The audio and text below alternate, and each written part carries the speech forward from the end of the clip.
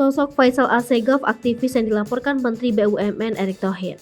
Profil dan Instagram Faisal Assegaf, sosok aktivis yang dilaporkan Menteri BUMN Erick Thohir. Seorang aktivis bernama Faisal Assegaf dilaporkan ke Bareskrim Polri pada Jumat 26 Agustus 2022. Duduk perkara kasus yang melibatkan Menteri BUMN Erick Thohir tersebut dipicu unggahan Faisal Assegaf di media sosialnya. Hingga akhirnya pengaduan dilayangkan tim kuasa hukum Erick Thohir yang diwakili Ifdal Kasim dan partner ke Bareskrim Polri. Ifdal Kasim menjelaskan Erick merasa dirugikan atas narasi yang dibuat dalam video yang diunggah Faisal Assegaf lewat akun Instagramnya @faisal.assegaf.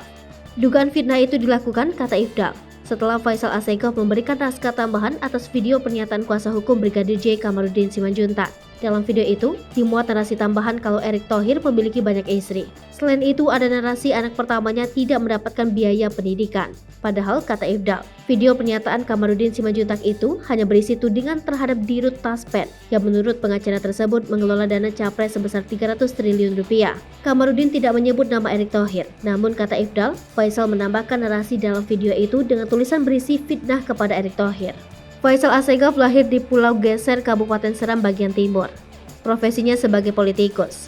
Kendati demikian, Ifdal lebih lanjut menjelaskan, aduan yang dilayangkan pihaknya belum sepenuhnya diterima Bareskrim Polri. Sebab dalam pengajuan aduan tersebut masih ada beberapa berkas atau bukti yang harus dilengkapi.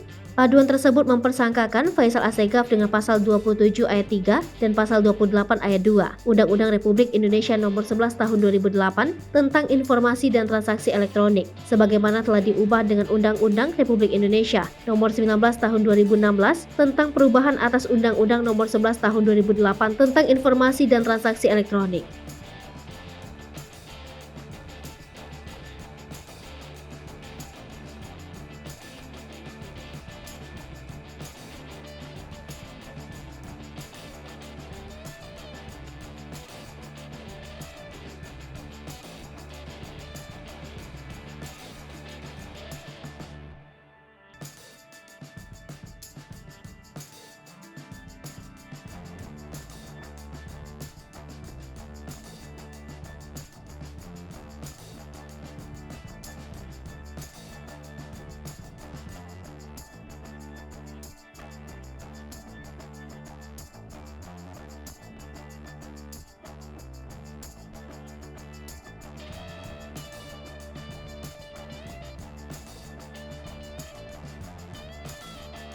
Hai pemirsa Sri Popo TV, jangan lupa komen, like, dan subscribe, serta tonton terus berita-berita terupdate lainnya ya.